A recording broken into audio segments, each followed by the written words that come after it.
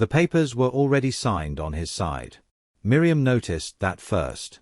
His signature in confident blue ink, dated 3 days earlier, as if he had been carrying these documents around waiting for the right moment to present them. I have tried to be as fair as possible.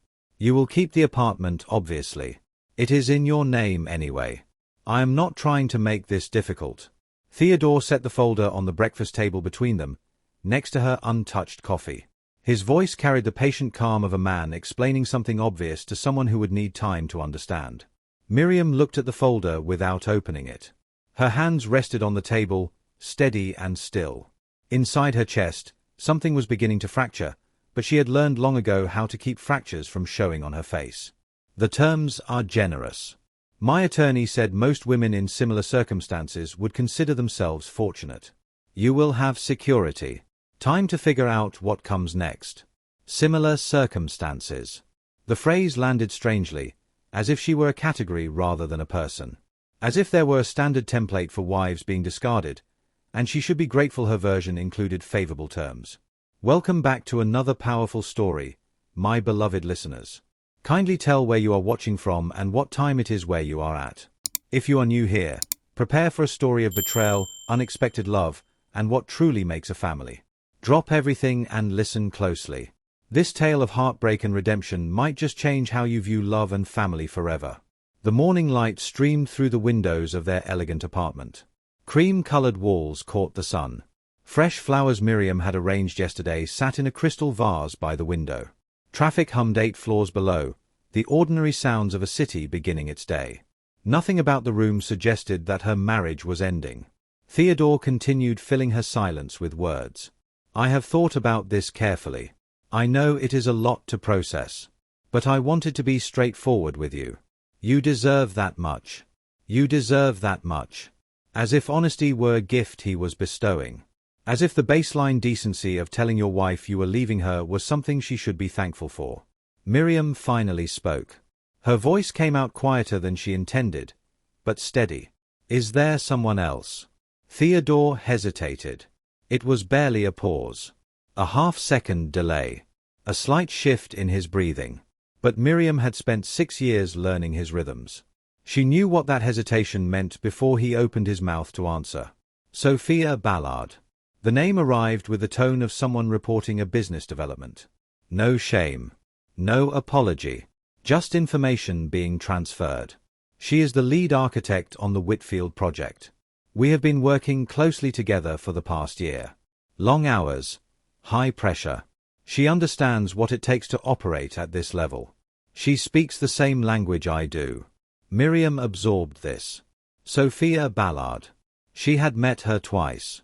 Once at a project unveiling 18 months ago, where Sophia had presented her vision for restoring a historic hotel with the confidence of someone accustomed to commanding attention. Once at a charity dinner Theodore had organized, where Sophia had stood at the edge of conversations, assessing the room with sharp eyes, dismissing most of what she found. She was in her early 40s. Angular. Precise. The kind of woman who made efficiency look elegant and made other women feel like they were taking up too much space simply by existing. We have gotten close. Theodore spoke as if this explained everything. She understands the pressure of what I am building. She can engage with the vision at the level it requires. Miriam processed the words. He was not just leaving her. He was upgrading. You are a wonderful person, Miriam.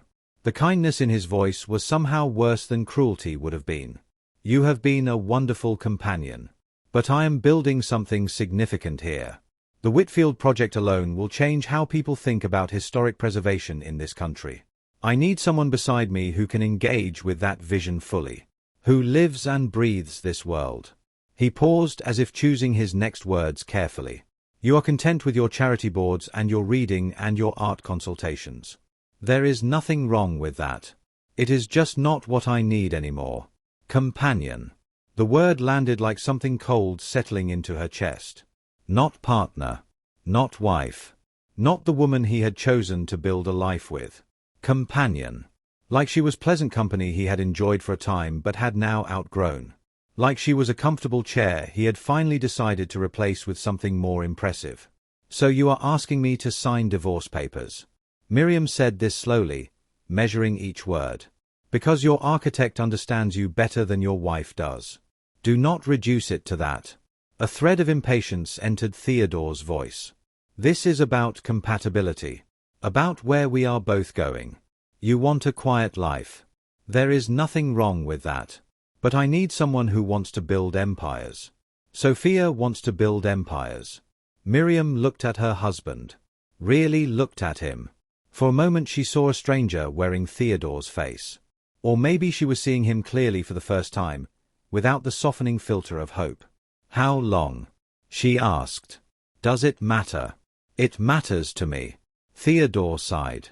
The sound of someone being asked unnecessary questions. Several months. Nothing physical until I made my decision. I wanted to do this correctly. I am not a cheater, Miriam. I am trying to handle this with integrity. Integrity. As if there were a proper procedure for dismantling 6 years of shared life. As if his restraint until he decided to leave somehow earned him points for honor. I need time to consider the terms. Miriam said. Theodore's expression tightened. For the first time since he had set the folder on the table, something flickered across his face that was not complete confidence. What is there to consider? I am offering you the apartment. That is worth $4 million. A substantial settlement. Complete financial security. You can take as long as you need to decide what you want to do with your life. Financial security. As if she were a dependent being released with adequate severance.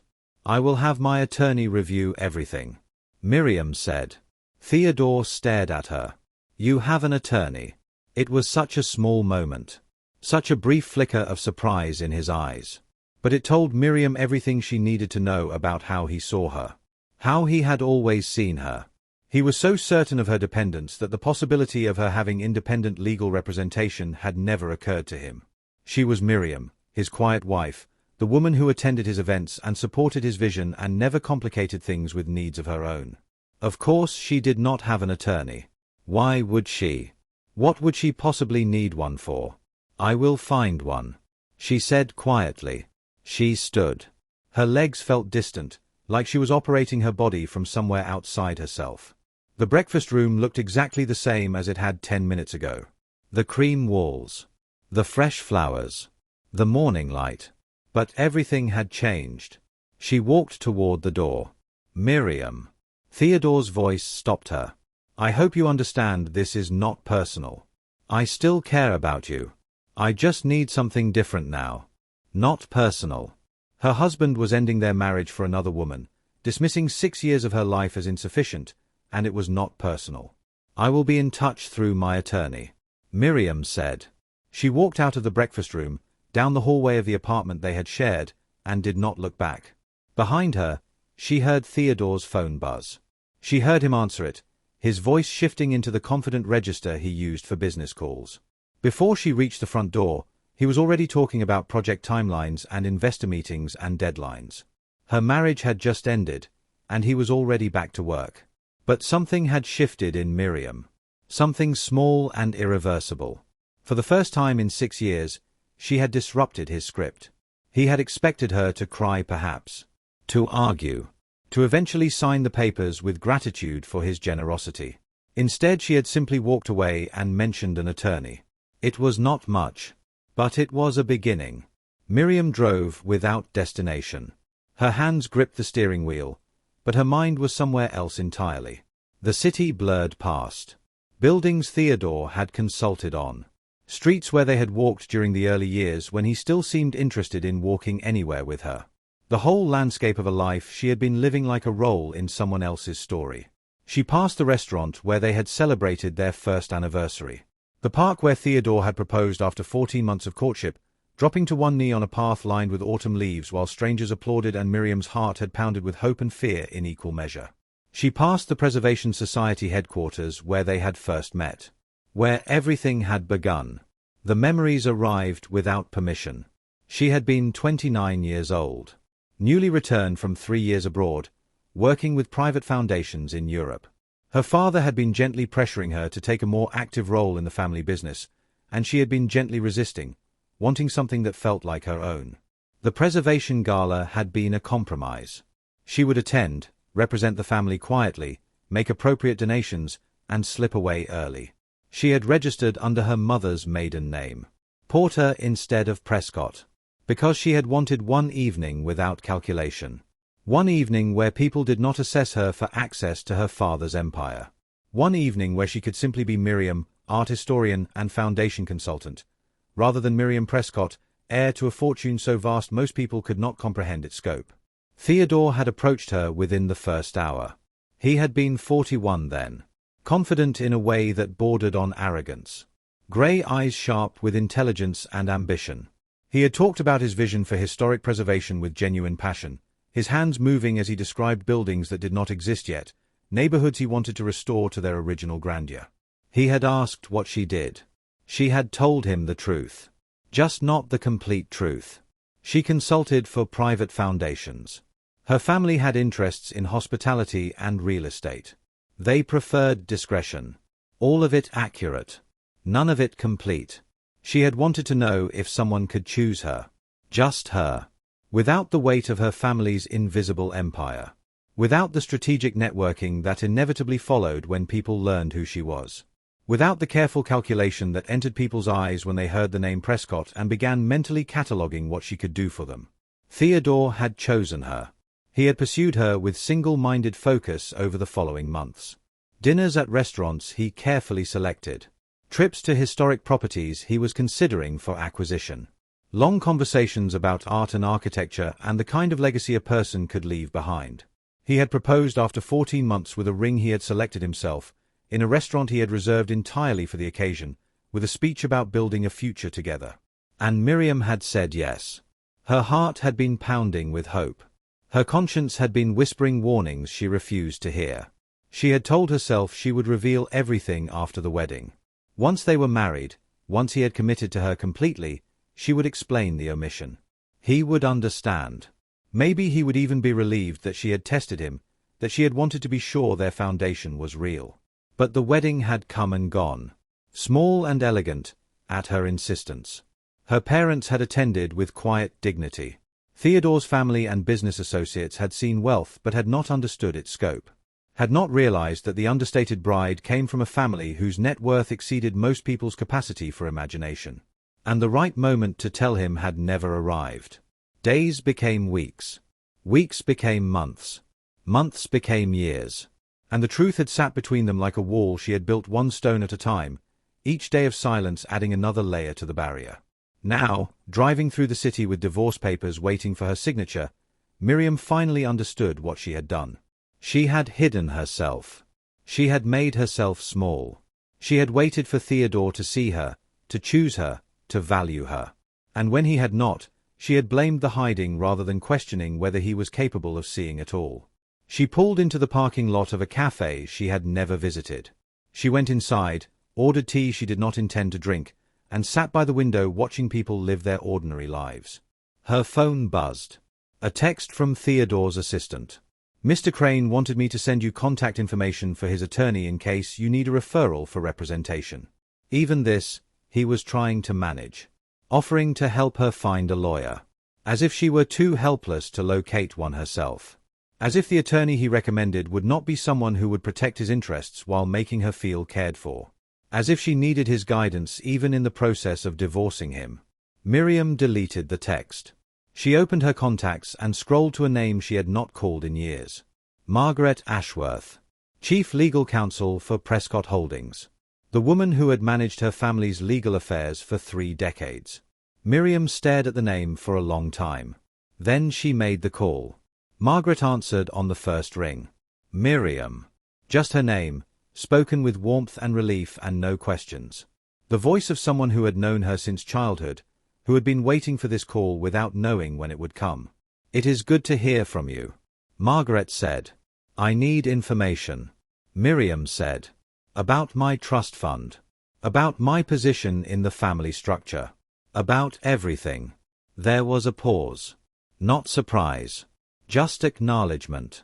Of course. Margaret said. When would you like to meet? The office where Miriam met Margaret bore no signage. It occupied a floor in a building downtown that housed dozens of unremarkable businesses. Accounting firms. Consulting companies. The kind of anonymous professional services that blended into the cityscape without attracting attention. From the outside, there was nothing to distinguish it from any other commercial space. Inside was a different story. The reception area was quiet, staffed by people who greeted Miriam by name without consulting any list. The carpet was thick and muted. The artwork on the walls was genuine. Pieces Miriam recognized from private collections that rarely displayed publicly. Margaret met her personally in the lobby. She was in her early 70s now. Silver-haired. Impeccably dressed in a way that communicated competence without flash. She had the composed demeanor of someone who had negotiated agreements that moved markets and shaped industries without ever feeling the need to mention it. She looked at Miriam with kind, assessing eyes. "You look tired," Margaret said gently. "I am tired." Margaret nodded as if this were expected. "Come. We have a lot to discuss." They walked together through corridors that seemed designed for discretion. Doors without nameplates. Conference rooms with soundproofed walls. The quiet architecture of privacy that serious wealth required. Miriam had grown up surrounded by this kind of careful invisibility. She had spent 6 years trying to forget it existed. The conference room overlooked the city. Floor-to-ceiling windows revealed the skyline. Buildings her family had financed. Developments her father's company had shaped. A landscape of power that operated quietly beneath the surface of ordinary life. Margaret slid a portfolio across the table without ceremony. No dramatic presentation. Just information, cleanly organized and ready for review. "Your trust fund has performed exceptionally," Margaret began. "Your grandfather established the initial allocation when you were born. Your father has managed it conservatively but effectively since then. It has grown substantially over the past 3 decades. She opened the portfolio to the first page. Current liquid assets total approximately $3 billion. Miriam absorbed this number. $3 billion. Theodore's entire net worth, built over 30 years of relentless work, celebrated in business magazines, discussed with or by his colleagues, was estimated at $12 billion. She had immediate access to a quarter of that in trust funds alone. That is before touching the primary family holdings. Margaret continued, turning to another page. Your position in the succession structure remains unchanged. You and your brother are equal heirs. When your father decides to transition leadership, you will share control of assets currently valued at approximately $90 billion. $90 billion. The number was so large it almost did not mean anything. It existed on a scale beyond ordinary comprehension, beyond the calculations of normal life. Miriam had known intellectually that her family operated at this level. She had grown up in it, after all. But she had spent 6 years trying to live as if it did not apply to her. You have immediate access to the trust, Margaret said. No approval needed from your father or the board. He made sure of that when you turned 25. He wanted you to have complete independence. Independence. The word landed heavily. Miriam had spent 6 years performing dependence. Making herself small. Making herself quiet. Waiting for her husband to notice her worth. She had hidden her family's resources so effectively that Theodore saw her as someone who needed his protection, his provision, his generous settlement terms. And all along, she had been capable of buying his entire company several times over. Your father has been concerned about you, Margaret said, her voice softening. He has respected your privacy, respected your choice to keep the family separate from your marriage. But he has wanted you to reach out. He has been waiting. Something in Miriam's chest loosened. A knot she had not realized she was carrying. I thought he was disappointed in me, she said quietly. For disappearing.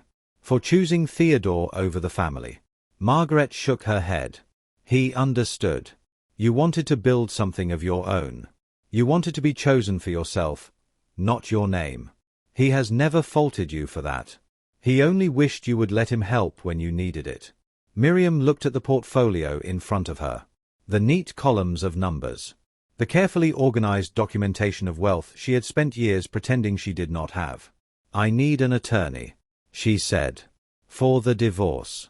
Someone who specializes in complex dissolutions. Someone Theodore will not know. I will have 3 names for you this afternoon. All discreet. All exceptionally competent. Thank you, Margaret. Margaret leaned forward slightly, her expression warm but serious. There is one more thing you should know. Something that came up in our routine portfolio reviews. Miriam waited. The Whitfield Restoration Project. Margaret said. Your husband's signature development. The historic hotel he has been working to restore for the past 3 years. Miriam nodded. She knew the Whitfield intimately. She had listened to Theodore discuss it for hundreds of hours. The challenges of historic preservation. The complications of modern infrastructure. The investors who needed constant reassurance. She had asked questions that helped him refine his approach. She had watched him work through problems she had quietly pointed him toward. The primary funding consortium includes multiple investment groups. Margaret continued. One of them is a holding company called Riverstone Capital. She paused, letting the name settle. Riverstone Capital is operated by Prescott Holdings. Your family controls approximately 40% of the total financing for the Whitfield project. Miriam went very still. Does Theodore know? She asked. No. The investment was structured through multiple corporate layers. There is no reason he would have connected it to your family. Prescott Holdings invests in historic preservation projects regularly. It has been part of our portfolio strategy for decades. This was simply a standard allocation. But the timing. The poetry of it. Theodore was building his legacy. His signature achievement. The project that would define his career. And he was doing it partially on money connected to the wife he had just dismissed as insufficient. He was telling her she did not understand his world while standing on foundations her family had helped finance. I did not arrange this. Miriam said slowly. I had no involvement in the investment decision. Of course not. The allocation was made through standard channels years before you married. Your father's team manages these investments independently. There is no conflict of interest, no impropriety. It is simply an interesting coincidence. Miriam stared out the window at the city below. Theodore had told her that morning that she did not understand what it took to operate at his level. That she was content with her quiet life while he built empires. That he needed a partner who could engage with his vision. And all along, her family's resources had been quietly supporting the very project he used to prove his superiority. Thank you for telling me, Miriam said. She stood, and Margaret walked her to the elevator. Your father will be glad to hear from you. Margaret said. Whenever you are ready. Tell him I am all right. Tell him I will call soon. Margaret nodded. He will be glad to hear it. The elevator doors opened. Miriam stepped inside. Miriam, Margaret said, just before the doors closed. You have always had power. You just forgot you were allowed to use it. The doors slid shut. Miriam rode down alone, watching the floor numbers descend, feeling something shift inside her that had been locked away for 6 years. She stepped out into the city. The same buildings. The same streets. The same landscape she had been living in. But everything looked different now. She had always had choices. She had simply stopped believing she was allowed to make them. That night, Miriam lay alone in the apartment she had shared with Theodore for 6 years. His side of the bed was empty. He had texted earlier. Something about a late meeting with the Whitfield investors. Dinner with colleagues. Do not wait up. She had read the message and felt nothing. A year ago, she would have waited anyway. Would have kept herself awake until she heard his key in the door. Would have pretended to be asleep when he finally came in. Would have told herself that his absence was just the price of being married to an ambitious man. 6 months ago, she would have felt hurt. Would have wondered if the late meeting was really about investors, or if it was about Sophia. Tonight she just noticed the empty space beside her like she would notice a changed piece of furniture. Present. Observable. No longer capable of wounding her. She thought about the portfolio Margaret had shown her. The numbers that represented her actual position in the world. Not the position Theodore had assigned her, but the one she had been born into and then hidden away. 3 billion in accessible assets. A share of 90 billion in family holdings. Resources so vast that Theodore's entire empire would be a rounding error on her father's balance sheet. And she had spent 6 years pretending she needed Theodore's settlement to survive. Why? The question turned over in her mind as she stared at the ceiling. She had wanted to be chosen for herself. That was true. She had wanted a love that was not calculated, a partnership that was not strategic, a marriage built on something real instead of something transactional. But somewhere along the way, wanting to be chosen for herself had become hiding herself entirely. She had made herself small so that Theodore would not feel threatened. Had muted her intelligence so that he could feel like the brilliant one. Had kept her opinions quiet so that he could believe his ideas were always his own. She had tested him by hiding her resources. And when he failed to see her value anyway, she had blamed herself for hiding instead of recognizing that he was incapable of looking. The truth settled over her like cold water. Theodore had never seen her. Not really. He had seen a pleasant, supportive, uncomplicated companion who fit comfortably into the margins of his life. He had loved that version of her. Or at least he had found it convenient. But the real Miriam. The one who understood business strategy. Who had connections across the art world. Who had been quietly shaping his decisions for years through careful questions and gentle guidance. That Miriam had been invisible to him. Because he had never bothered to look. Miriam reached for her phone and pulled up her father's contact information. She stared at the number for a long time. The direct line she had not called in over a year. The connection she had been afraid to use because using it felt like admitting failure. She pressed dial. He answered on the second ring. Miriam. Just her name. No surprise. No accusation. No demand for explanation. Hi, Dad. Are you all right? The question was simple and enormous at the same time. She could hear in his voice that he already knew about Theodore. Margaret would have told him, or he would have found out through other channels. Her father had always known more than he let on. I am getting divorced, she said. A pause. Not surprise. He had known. Just space for her to continue if she wanted to. I am sorry, he said finally. I know that is not what you hoped for. It is the right thing. I think I have known that for a while. I just did not want to admit it. What do you need? The question nearly undid her. Theodore had never asked her that. Not once in 6 years. He had told her what she should want. What she should be grateful for. What she should accept. He had explained what was reasonable and what was excessive. What she deserved and what she did not. But he had never simply asked what she needed. Nothing right now, Miriam said. I just wanted to hear your voice.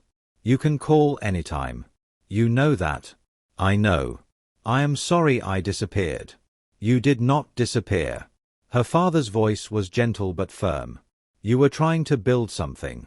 I understand that. Not everything works out the way we hope. That does not mean you failed. It means you learned. They talked for 20 minutes after that. Nothing heavy. Just a father and daughter reconnecting across the distance she had created. He told her about the Foundation's recent work. About her mother's new garden project. About her brother's children growing up too fast. Normal things. Family things. When Miriam hung up, she felt steadier than she had in months.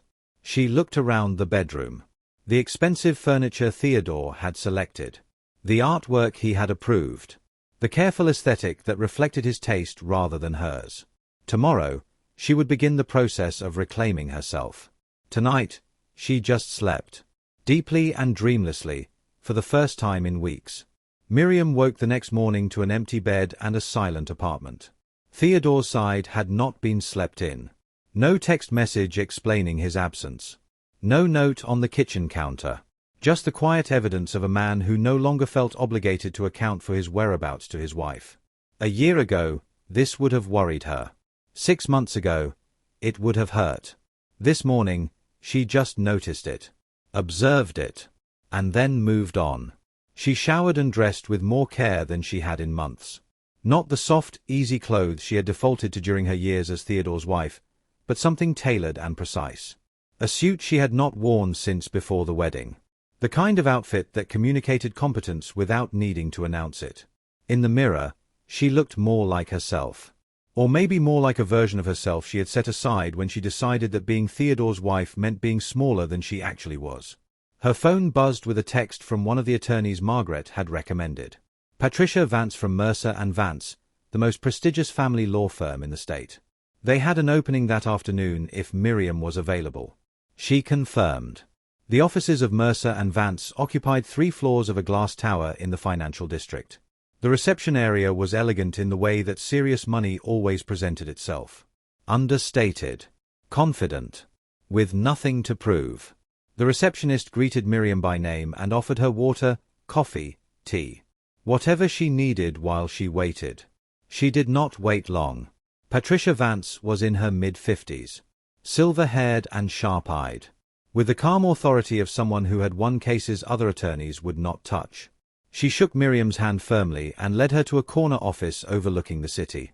"Margaret Ashworth speaks very highly of you," Patricia said, settling into her chair. "She mentioned you might be dealing with a complex situation." "My husband has filed for divorce," Miriam said. "He presented me with papers 3 days ago.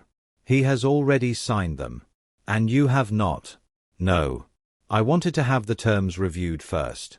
Patricia nodded, unsurprised. "Tell me about the situation." Miriam told her. About the marriage. About Theodore's business. About Sophia. About the settlement offer that assumed Miriam had no independent resources and no options beyond accepting his generosity. And then she told her about her family. Patricia's expression did not change as Miriam explained her actual financial position. The trust fund. The family holdings. The connection to Prescott Holdings. But something flickered in her eyes. Recognition, perhaps. Or the professional satisfaction of a lawyer who had just realized her case was far more interesting than it had initially appeared. "So your husband," Patricia said slowly, "is offering you a settlement based on the assumption that you are a dependent spouse with limited resources. And in reality, you could purchase his entire company several times over." "Yes. And he does not know this. He never asked." Patricia leaned back in her chair. "I have handled a lot of high net worth divorces. This is unusual. Is it going to be a problem?" "No. If anything, it simplifies certain aspects. You are not fighting for resources. You have your own. The question is simply ensuring the dissolution is handled accurately and fairly." She pulled out a legal pad and began making notes. "I am going to recommend a forensic accounting of marital assets," Patricia said. "This is standard procedure in complex divorces, but in your case, it is particularly important. We need to understand exactly what was accumulated during the marriage, what was brought in separately, and how various assets should be categorized. That is going to take time." "Yes. Several weeks, possibly longer." "Is that a problem?" Miriam thought about Theodore's impatience. His expectation that she would sign quickly and quietly. His certainty that she had no options beyond accepting his terms. "No. That is not a problem." "Good." Patricia made another note. "I should also mention that during the accounting process, various financial structures will become visible. Investment connections. Corporate relationships. Things that might not be obvious from surface-level documentation." She looked at Miriam directly.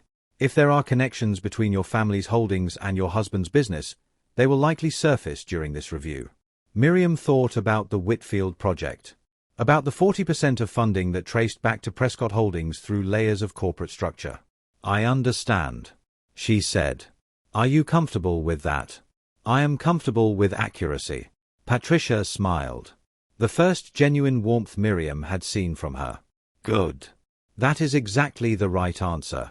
The Preservation Society dinner was scheduled for that Friday. One of Theodore's regular professional obligations. The kind of event Miriam had attended dozens of times over the past 6 years. She almost did not go. These dinners followed a predictable pattern.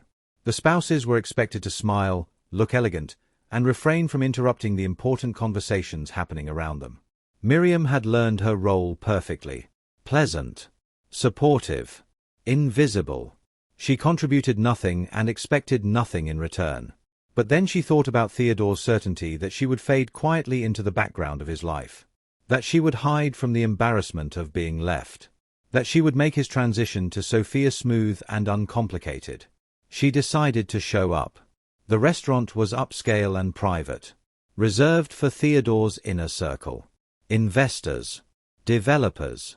architects, and their various partners. When Miriam arrived, Theodore was already holding court at the center of the main table. A glass of wine in his hand and Sophia Ballard at his side.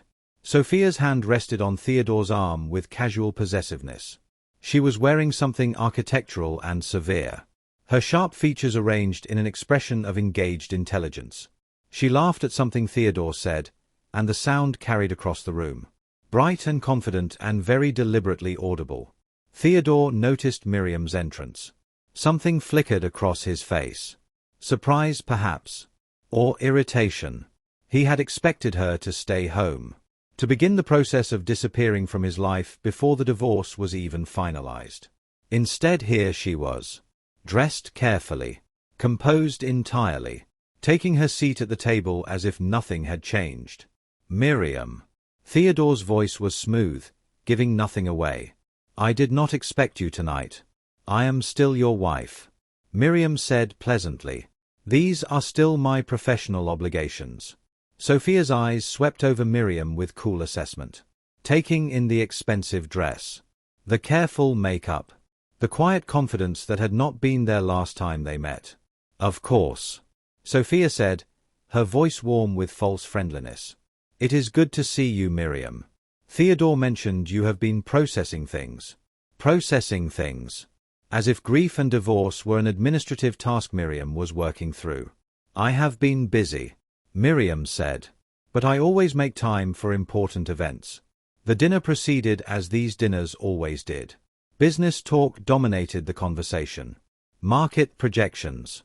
Zoning complications. The Whitfield project and its potential to reshape the entire downtown corridor. Theodore was animated. Energized. Performing his expertise for an appreciative audience. Sophia contributed sharp observations, challenging him in ways that made him laugh. They had developed a rhythm together, a call and response pattern of professional banter that made everyone at the table aware of their connection. Miriam watched them and understood the dynamic with perfect clarity now. Sophia performed intelligence loudly enough that Theodore noticed it. She challenged him just enough to make him feel like he was with an equal, but never so much that he actually had to adjust his worldview or share the spotlight. Miriam had offered her intelligence quietly for 6 years, and Theodore had absorbed it without acknowledgement. One of Theodore's colleagues, a developer named Gerald who had always treated Miriam with polite dismissal, launched into a familiar story about Theodore's brilliance in securing the Whitfield financing. The consortium was ready to walk, Gerald said, gesturing with his wine glass. The risk assessment had them spooked. But Theodore completely reframed the approach. Showed them how positioning it as a heritage preservation project rather than a commercial development changed the entire value proposition. Instead of focusing on their financial exposure, he got them excited about cultural investment. Completely shifted the narrative. The table nodded appreciatively. Theodore accepted the praise with practiced humility. Miriam listened to this account and remembered the evening it had actually happened. They had been in the study. Theodore had been frustrated, running through projections that were not working, preparing for a meeting that was likely to end with the consortium withdrawing their commitment. Miriam had been reading nearby. She had looked up from her book and asked a single question. What if you positioned it differently? Instead of defending against their concerns, what if you gave them something to believe in? Cultural preservation rather than commercial risk. Heritage investment rather than property development. Theodore had stared at her. Then he had grabbed his laptop and started recalculating everything. Miriam was not there when it happened. She had deliberately scheduled a meeting with the museum board to discuss her access initiative. But Theodore's reaction was immediate and intense. He called her 17 times before she finally answered. What is this? His voice was tight with barely controlled anger. A forensic accounting. You want to audit my entire business. I want an accurate assessment of marital assets. Miriam said calmly. That is standard procedure in high-asset divorces. This is invasive and unnecessary. I have already outlined everything in the settlement. Your outline and a formal accounting are different things. My attorney advised thoroughness. Your attorney is trying to run up billable hours and delay the process. My attorney is protecting my interests. Theodore was breathing hard. She could hear it through the phone. the sound of a man whose control was slipping. "You are doing this to punish me," he said. "Because of Sophia. You are angry, so you are trying to make this difficult. I am doing this because I am worth doing it correctly for. That is all." She hung up before he could respond. That evening, Patricia Vance called with an update. "The forensic accounting is revealing some interesting patterns," Patricia said. "Your husband's business is more interconnected than his surface filings suggest. Multiple holding companies, layered corporate structures, investment partnerships that feed into his major projects. Is that unusual? It is sophisticated. The kind of structure you see in high-level development work." Patricia paused. "What is particularly interesting is the financing for the Whitfield project." Miriam waited. "The primary consortium includes several major players. One of them is an entity called Riverstone Capital. I am aware of that connection. I assumed you might be. Riverstone Capital traces back through several corporate layers to Prescott Holdings, your family's company. My father's investment team manages a large portfolio. Historic preservation has been part of their strategy for decades. Of course, there is nothing improper about the investment. It was made through standard channels, with no apparent influence from your relationship." Patricia paused. "But the optics are significant." Meaning your husband has been building his signature project, the achievement that will define his career, with substantial financial support connected to the family of the wife he is divorcing because she does not understand his world. Miriam looked out the window at the city lights. Theodore had told her that morning 3 weeks ago that she did not understand what it took to operate at his level. That she was content with her quiet life while he built empires. That he needed a partner who could engage with his vision. And all along, her family's resources had been quietly supporting the very project he used to prove his superiority. "He does not know," Miriam said. "Not yet. But when this information becomes part of the public record during asset disclosure, he will. I am not trying to embarrass him. I understand that. But embarrassment may be a side effect of accuracy." Patricia's voice was matter-of-fact. "We can proceed with complete transparency. Everything above board. Everything legally sound. The truth will emerge through proper channels. Whether your husband finds that embarrassing is his concern, not yours." Miriam nodded slowly, though Patricia could not see her. The Preservation Society's annual gala was scheduled for the following week. The most important event on Theodore's calendar. The night the Whitfield project would be officially announced. The culmination of 3 years of work. It was also, Miriam knew, the event where Theodore planned to appear publicly with Sophia for the first time. He expected Miriam to stay home, to hide from the humiliation of being left, to make his transition smooth and uncomplicated. But something had shifted in Miriam over the past weeks. Something fundamental and irreversible. She was no longer interested in making things easy for Theodore. She was no longer interested in being invisible. And she was beginning to understand that the truth she had hidden for 6 years was about to emerge into the light. Not because she had chosen to reveal it, but because accuracy had a way of surfacing, sooner or later, whether people were ready for it or not. Theodore had built his career on foundations he did not understand. He had dismissed his wife as insufficient while standing on ground her family had helped create. He had looked at her for 6 years and seen only what he wanted to see. And now, finally, he was about to learn what he had missed. The gala was in 3 days. The truth was coming. And Miriam was ready to stop hiding. The morning of the gala arrived with pale autumn light filtering through the apartment windows. Miriam had slept alone again. Theodore had not come home the night before. No text. No explanation. Just the silent absence of a man who had already moved on, who was simply waiting for the paperwork to catch up with his heart.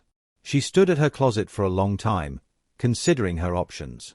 For 6 years, she had dressed for Theodore's events with careful attention to his preferences. Nothing too bold. Nothing that would draw attention away from him. Colors that receded.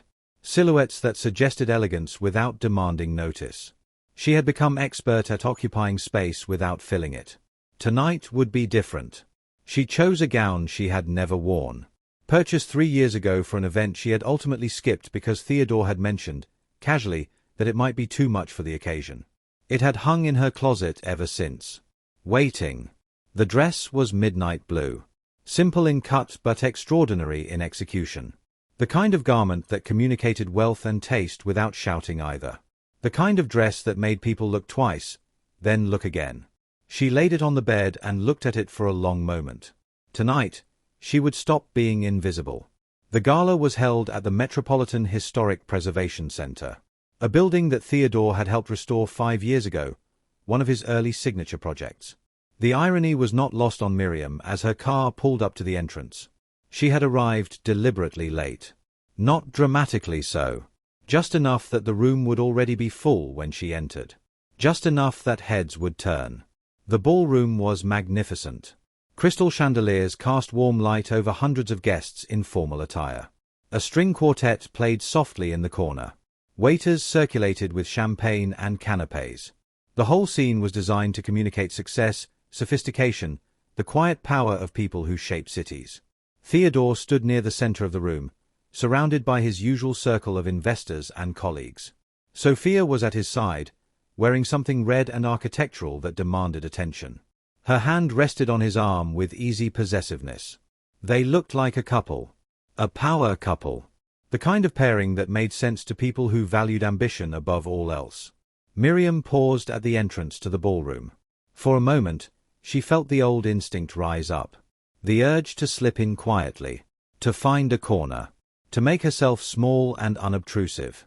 To play the role she had perfected over 6 years of marriage. Then she remembered Margaret's words. You have always had power. You just forgot you were allowed to use it. The accounting is revealing some very interesting financial structures. We should discuss before the next filing. I will need your input on how to proceed. Miriam confirmed the meeting. Behind her, the gala continued. Theodore and Sophia were somewhere inside, probably managing the fallout from Henry Caldwell's casual revelation.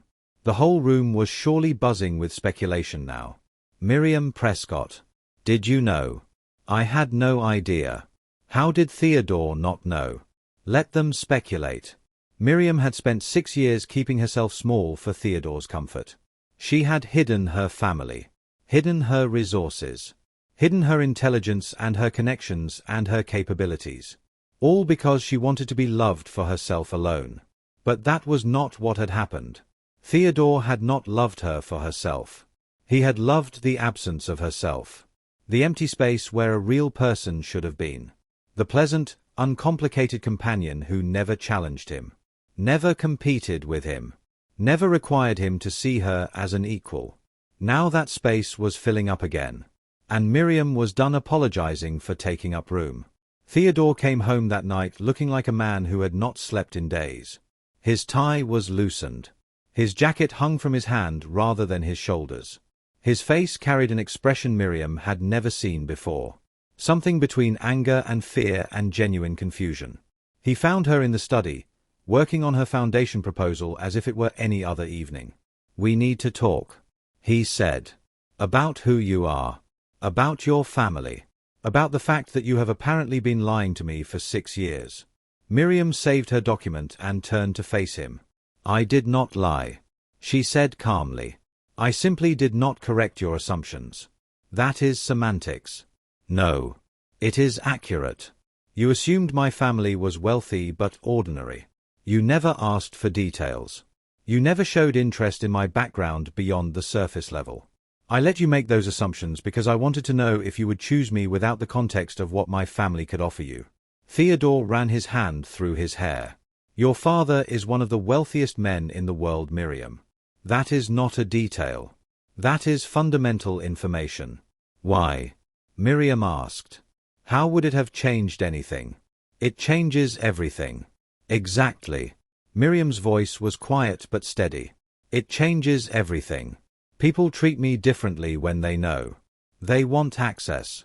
They want introductions. They want to leverage my family's resources. I wanted to know if you would choose me when I was just me. Without the calculation. Without the strategy. She paused. And you did choose me. You pursued me. You proposed. You married me. And then you stopped seeing me.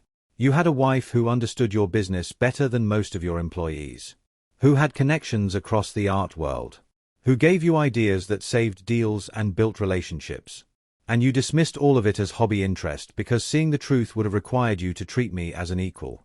Theodore's face hardened. You made me look like a fool. I have been offering you a settlement like you are some dependent spouse, and you are sitting on a fortune that makes my net worth look like pocket change. I never asked you for a settlement. You offered it based on your beliefs about me. That assumption was yours, not mine. You should have told me. You should have seen me. The words hung in the air between them. You should have noticed that I understood your business better than you realized. Miriam continued. You should have wondered why I had connections to galleries and foundations and investment professionals. You should have asked about my consulting work instead of dismissing it as something to keep me busy. But you did not ask. Because you were not interested. You were comfortable with your version of me. The version that required nothing from you. Theodore was quiet for a long moment. His expression shifted through several emotions. Anger. Confusion. Something that might have been hurt. What do you want from me? He asked finally. An apology. Acknowledgement. Do you want me to beg you not to divorce me now that I know who you really are? I do not want anything from you. Miriam stood. I want to move forward with the divorce exactly as planned. You were right that we want different things. That has not changed. Everything has changed. For you perhaps. Not for me. I have always known who I was. You are just learning. Miriam paused at the door. That is your tragedy, Theodore. Not mine. His phone buzzed. He glanced at it. A text from Sophia. She wants to know if I am coming to the investor meeting tomorrow. He said. Then you should go. She thinks you are trying to sabotage the divorce out of jealousy. Miriam almost laughed. I am trying to finalize the divorce with an accurate accounting of assets. If Sophia interprets basic legal protection as jealousy, that tells me everything I need to know about how she sees other women. She is protective of me. She is performing ownership. There is a difference. Theodore's jaw tightened. You do not know her. I do not need to. Miriam turned to face him fully. I know the role she is playing because I played it too. The difference is she is playing it louder. She will challenge you just enough to make you feel like you are with an equal, but not so much that you actually have to adjust your worldview. She will be ambitious in ways that complement your ambition instead of competing with it. She will be the partner you think you need. And what kind of partner do I actually need? Miriam considered the question seriously. Someone who does not need you at all. She said finally. Someone who is too busy building their own empire to orbit yours. Someone who forces you to be a satellite sometimes instead of always being the sun. She paused. But I do not think you are capable of that. And honestly, I do not think Sophia will challenge you to become capable of it. She will make you comfortable, Theodore. And you will mistake comfort for partnership. Theodore stared at her like she was a stranger. Who are you? He asked. Such a simple question. But it contained everything. 6 years of marriage. 6 years of missed opportunities. 6 years of looking at her without ever really seeing. I am the person I have always been. Miriam said. Intelligent. Capable. Strategic. Connected. Wealthy in ways you are only beginning to understand. I am my father's daughter. I am a consultant with expertise you dismissed as hobby interest. I am someone who gave you ideas that saved deals and connections that built relationships. I am someone who made herself small because she wanted to be loved without calculation. She held his gaze. But I am done being small, Theodore. I am done waiting for you to notice me. And I am done hiding who I am because it might make you uncomfortable. She walked out of the study, leaving Theodore standing alone in the room where she had spent 6 years quietly supporting his career. When she reached the bedroom, she closed the door and stood by the window, looking out at the city lights. She did not feel triumphant. She did not feel vindicated. She just felt clear. Finally. Completely. Irreversibly clear.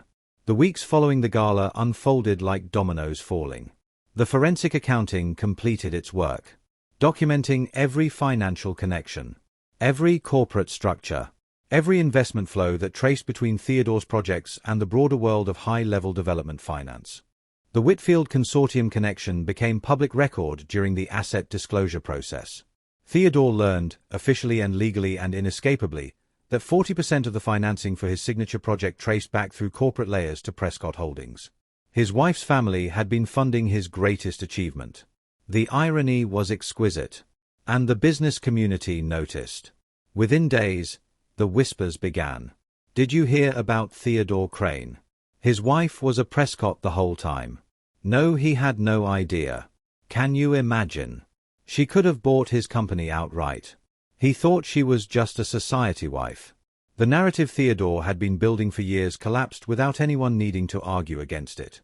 The story of the self-made visionary who had outgrown his simple supportive wife. People drew their own conclusions. His professional circles began looking at him differently. Not as the brilliant developer who understood people and deals better than anyone, but as the man who had been married to one of the wealthiest women in the country and had never bothered to notice. If he could not see what was right in front of him at home, how sharp could his business judgment really be? The Whitfield project proceeded on schedule. It would be successful. It would transform the historic hotel into something remarkable. But Theodore's name would always carry an asterisk now. The silent footnote that his greatest achievement was partially built on his former wife's family money. And that his greatest failure had been not seeing her clearly enough to know it. Miriam spent those weeks building. Not rebuilding. Building. Creating something entirely new from the foundation of who she had always been. Her Access initiative gained momentum. The proposal for expanding public engagement with private art collections attracted attention from museums and foundations across the country. Organizations wanted to partner with her. Boards wanted her expertise. The career she had set aside to be Theodore's wife was finally beginning to take shape. She moved out of the apartment 2 weeks after the gala. Theodore was not home when she left. She did not leave a note. There was nothing left to say that had not already been said. She took only what was hers. The artwork she had collected before the marriage. The books that had traveled with her through years of living abroad. The photographs of her family. The small objects that held meaning. Everything else, she left behind. The furniture Theodore had selected. The decor he had approved. The careful aesthetic that had always reflected his taste rather than hers. She walked out of the apartment with 2 suitcases and did not look back. Her new apartment was smaller, quieter, entirely her own. She spent the first night alone, sitting by the window with a glass of wine, looking out at a different view of the city. Different buildings, different lights, a different perspective on the same landscape. It felt like breathing for the first time in years. The divorce was finalized on a Tuesday in late October. Miriam did not attend the signing. Her attorney handled everything by proxy while Miriam sat in a conference room in another city entirely, meeting with preservation societies about her Access initiative. The final terms were equitable, as they should have been. The forensic accounting had established an accurate picture of marital assets. What belonged to Theodore remained his. What belonged to Miriam remained hers. There were no dramatic revelations at the end. No confrontation across a conference table. No final words exchanged between husband and wife. Just signatures on documents. The legal dissolution of a union that had never been what either of them thought it was. Patricia Vance called that afternoon to confirm everything was complete. "How do you feel?" she asked. Miriam considered the question. "Relieved," she said finally. "And a little sad. Not for what I am losing. For what was never really there. That is a healthy perspective. It has taken me a while to get here. Most things worth arriving at do." Theodore called her once. A week after the divorce was finalized. Miriam was in her hotel room, preparing for a meeting with the board of a major preservation foundation. Her Access initiative had gained momentum over the past months. Multiple organizations wanted to partner with her. The career she had set aside to be Theodore's wife was finally beginning to take shape. When she saw his name on her phone, she almost did not answer. But there was something to be said for closure. For the clear ending of a chapter. "Miriam." His voice sounded different. Quieter. Less certain. "Theodore. I wanted to." He paused. I did not know. About your family. About any of it. If I had known. You would have what? Miriam interrupted gently. Treated me as a strategic asset instead of a pleasant companion. I am not sure that is better. I would have seen you differently. That is exactly the problem, Theodore. Miriam looked out the window at the unfamiliar city skyline. You needed external information to see me. You needed to learn my family's name and my family's net worth before I became visible to you. But I was always there. The person who asked good questions. The person who made useful connections. The person who understood your work deeply and contributed to it quietly. That person was invisible to you for 6 years. I did not mean. Learning who my family is does not change that. It proves it. Your respect was conditional on calculation, not observation. You could not see me until there was something in it for you to see. Theodore was silent for a long moment. I am sorry, he said finally, for not seeing you, for not asking questions, for all of it. It was the closest he had ever come to genuine acknowledgement. Thank you for saying that, Miriam said. And she meant it. Not because the apology fixed anything, but because it suggested some capacity for growth. Some possibility that Theodore might learn from what had happened. Sophia and I. He started. I hope she makes you happy. Miriam meant that too. I genuinely do. But I suspect she will eventually face the same discovery I did. That being chosen by you is not the same as being seen by you. You have a pattern, Theodore. You find impressive women and then you flatten them into supporting roles. You take what they offer and retell the story with yourself as the only protagonist. She paused. When that realization arrives for Sophia, I hope you handle it with more grace than you handled me. Theodore did not respond. Goodbye, Theodore, Miriam said. She ended the call without waiting for his reply. The city outside her window was unfamiliar. New streets. New buildings. New possibilities. Miriam stood at the glass, watching people move through their days on the sidewalks far below. They did not know her here. Did not know her family name or her net worth or her failed marriage. She was just a woman in a hotel room, looking out at a world that did not know her yet. It was a strange kind of freedom. She thought about Theodore at the gala, surrounded by people who now looked at him differently. She thought about Sophia, performing intelligence loudly enough to be noticed, not realizing that loudness was not what Theodore had trouble hearing. She thought about her father, whose power operated in silence, who had taught her that true capability did not need to announce itself. She had tried to live by that principle. She had been silent. She had been invisible. But silence and invisibility were not the same thing.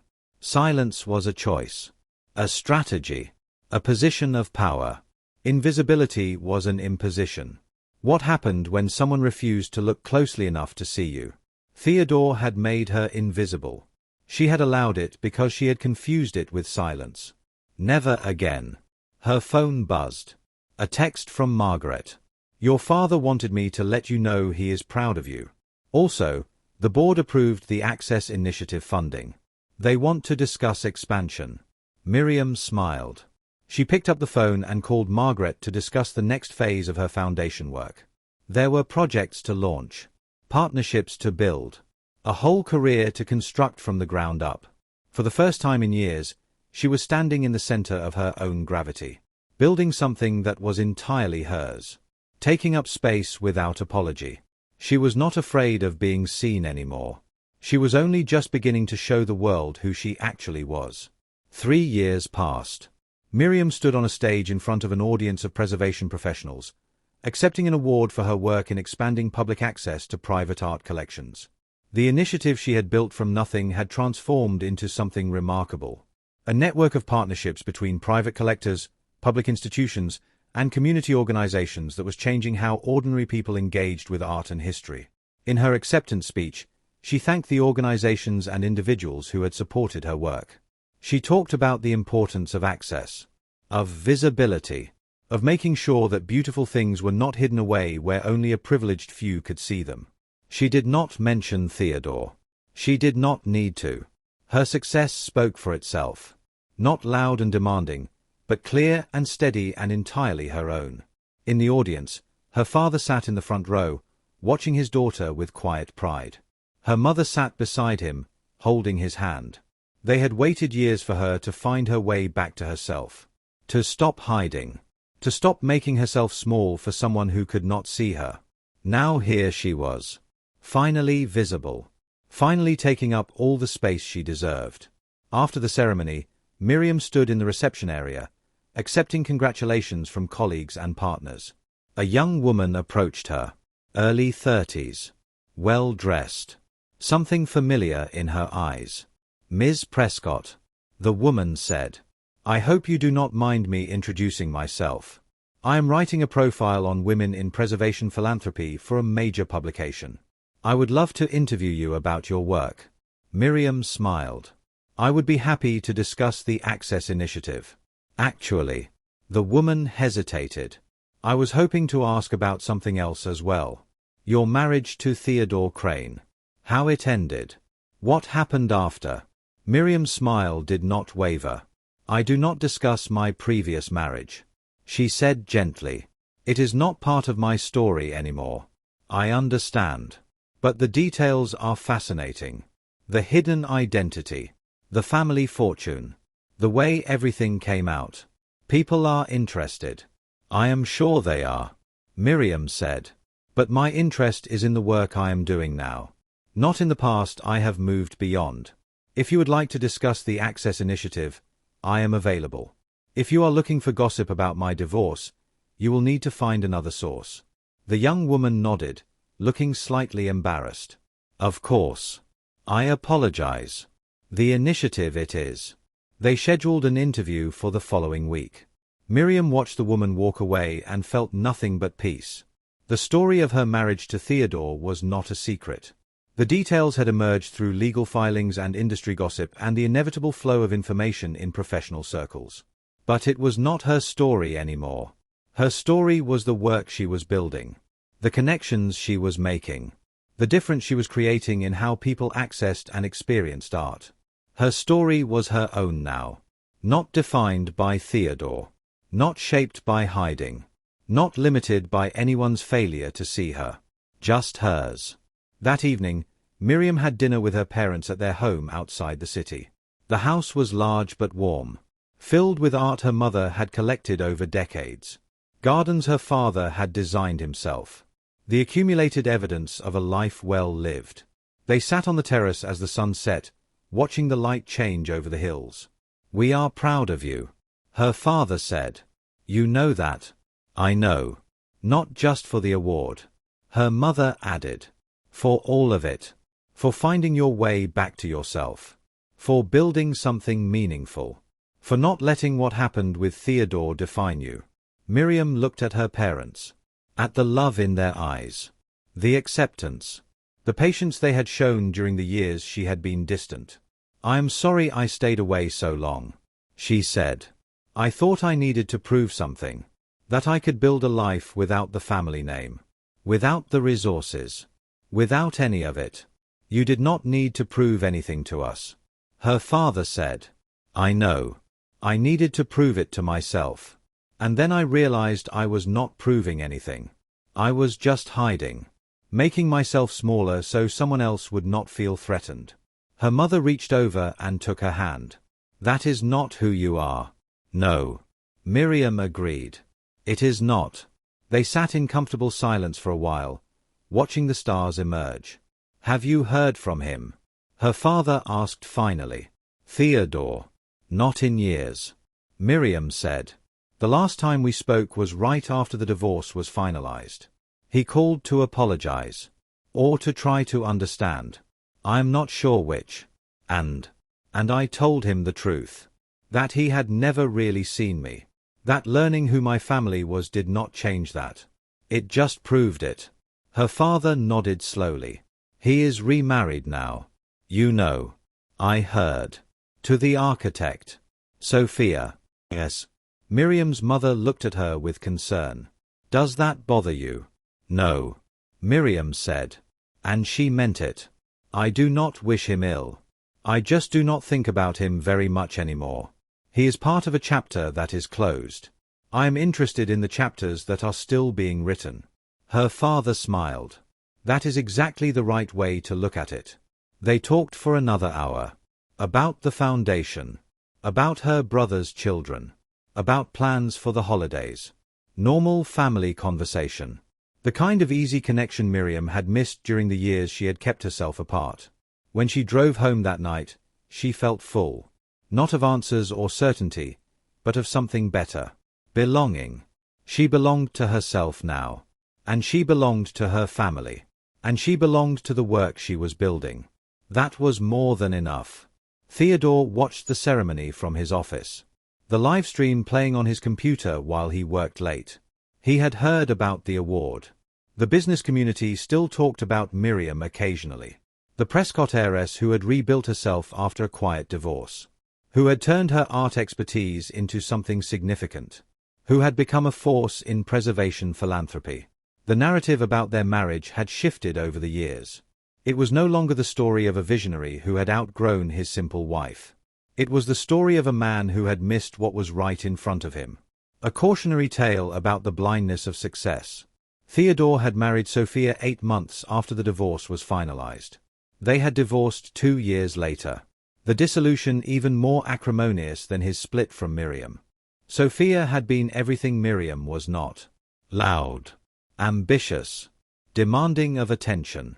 Theodore had thought that was what he wanted. But Sophia had also been competitive in ways that did not complement him. Challenging in ways that did not support him. Ambitious in directions that did not orbit his goals. She had wanted to be seen too. And Theodore, it turned out, had trouble seeing anyone who demanded to be looked at. His vision was only calibrated for people who asked nothing. And by the time he understood what he was actually looking for, Miriam was long gone. He watched her on the stage, accepting her award, thanking her supporters. She looked different now. More solid somehow. More present. The quiet woman who had faded into the background of his events was gone. In her place was someone who commanded attention simply by occupying space. She had always been this person, he realized. He had just never looked closely enough to see it. The ceremony ended. The live stream went dark. Theodore sat alone in his office, surrounded by the trappings of success, and understood finally what he had lost. Not a wife. Not even a fortune. He had lost the chance to be seen clearly by someone who had been willing to look. And that, he now understood, was the only thing that had ever really mattered. 6 months later, Miriam received an unexpected invitation. Theodore's company was hosting a retrospective event. 25 years of historic preservation work. A celebration of projects completed and legacies built. All the major figures in the industry would be there. The invitation arrived at her office. Formal. Impersonal. Her name printed in elegant script. Ms. Miriam Prescott. Not Mrs. Crane. Not even Ms. Crane. Just her name. Her real name. She considered the invitation for a long time.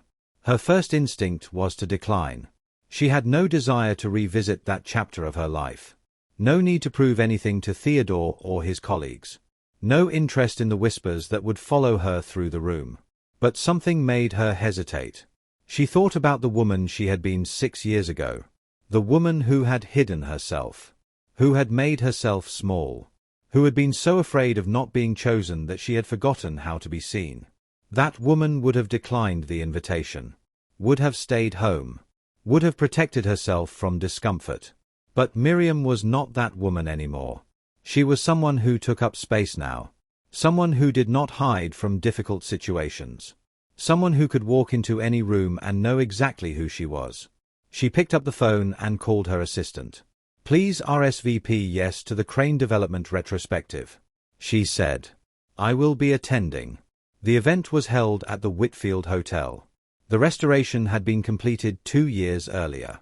A masterpiece of historic preservation that had transformed a crumbling landmark into a thriving luxury destination. The project that had defined Theodore's career. The achievement built partially on her family's investment. Miriam arrived alone, wearing a simple black dress that communicated elegance without effort. She walked through the grand lobby, past the restored marble columns and crystal chandeliers, and felt nothing but appreciation for the beauty of the space. It was beautiful work. Whatever Theodore's failings as a husband, his talent for preservation was genuine. The ballroom was filled with industry figures. Developers and architects and investors and philanthropists. Many of them recognized her. Some approached with warm greetings. Others watched from a distance, curious about her presence. She circulated through the room with easy confidence, discussing projects and partnerships, accepting compliments on her own work, existing fully in a space that might once have intimidated her. Theodore found her near the end of the evening. He looked older than she remembered. Grey at the temples now. Lines around his eyes that had not been there before. Something in his expression that suggested weariness rather than the relentless energy she had known. "Miriam," he said. "Theodore. I was not sure you would come." "I was not sure either." They stood together for a moment in awkward silence. Two people who had once shared a life, now strangers who happened to have a history. "The hotel looks beautiful," Miriam said finally. "You should be proud." "Thank you." Theodore paused. "I heard about your award. The Access Initiative. It sounds like important work." "It is. I am proud of it." "You should be." Another silence stretched between them. "Miriam," Theodore said finally. "I wanted to tell you. I understand now. What I missed. What I failed to see. It took me a long time, but I understand." Miriam looked at him. At the man she had once loved. The man she had hidden herself for. The man who had looked at her for 6 years and seen only what he wanted to see. "Thank you for saying that," she said. "I appreciate it. I am sorry. Truly sorry. For all of it. I know. If I could go back. But you cannot," Miriam said gently. "None of us can. We can only move forward." Theodore nodded slowly. "You seem happy," he said. "You seem like yourself." "I am myself," Miriam agreed. Finally. She looked around the beautiful room. At the restored grandeur of a historic building. At the crowd of accomplished people. At the evidence of Theodore's life work. And she felt nothing but peace. "Goodbye, Theodore," she said. She did not wait for his response. She simply turned and walked away. Through the ballroom. Through the lobby. Out into the night air. The city spread before her. Buildings and lights and possibilities. She had spent years hiding from this world. Years making herself small. Years waiting for someone else to see her worth. But she did not need anyone to see her anymore. She could see herself. And that was everything. Miriam walked to her car and drove home to her own apartment. Her own life. Her own future. Behind her, Theodore stood in the lobby of his greatest achievement, watching her go. He understood now what he had lost. Not a fortune. Not a strategic alliance. He had lost a woman who had been willing to love him without calculation. A woman who had hidden her power because she wanted to be chosen for herself. A woman who had offered him everything and received nothing in return but dismissal. He had lost the chance to be seen by someone who had known how to look. And that loss, he now understood, was permanent. There was no version of the future where he could undo what he had done. No apology that could restore what he had carelessly discarded. No amount of success that could fill the space where a real partnership might have been. He had built empires. He had restored landmarks. He had accumulated wealth and recognition and all the markers of achievement. But he had never learned how to see the person standing right beside him. And that blindness, in the end, was the only legacy that mattered. Miriam drove home through quiet streets. The night was clear. Stars visible above the city lights. The air cool through her open window. She thought about the woman she had been when she first met Theodore. Young enough to believe that love could be tested. That hiding herself would reveal something true about the man who pursued her. She thought about the woman she had become during the marriage. Smaller. Quieter. Invisible in all the ways that mattered. And she thought about the woman she was now. Visible. Substantial. Taking up exactly as much space as she deserved. She had learned something in those years of hiding. Something valuable, though the lesson had been painful. She had learned that being seen was not something you could earn by being small enough or quiet enough or convenient enough. Being seen was what happened when someone chose to look. And if they did not choose to look, no amount of hiding or revealing would change that. Theodore had never chosen to look. That was his failure, not hers. She had hidden herself, yes. But she had also been standing right there the whole time, offering ideas and connections and support, being exactly who she was, even when she was not announcing it. He could have asked questions. He could have noticed the gaps in what she told him. He could have wondered about the woman he had married instead of assuming he already knew everything he needed to know. But he had not. And that was not something she could fix. It was not even something she needed to understand anymore. She had learned to see herself. That was what mattered. Miriam pulled into her parking space and sat for a moment in the quiet car. The night was peaceful. Her life was good. The work she was building mattered. She was not the woman Theodore had married. Not the woman who had hidden in the margins of someone else's story. Not the woman who had waited to be seen. She was herself now. Finally and completely and without apology. And that was more than enough. She got out of the car and walked into her building. Up the stairs to her apartment. Through the door into the space that was entirely her own. The city lights glittered through her windows. The evidence of her work surrounded her. Books and art and the comfortable accumulation of a life well lived. She poured herself a glass of wine and sat by the window. Tomorrow there would be meetings and projects and the ongoing work of building something meaningful. Tonight there was just this. The quiet satisfaction of being exactly where she belonged. The peace of knowing who she was.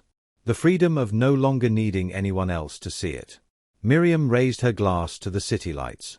To being seen. She said quietly. Starting with seeing yourself. She drank. And she smiled. Because she was finally, completely, irreversibly free. The end.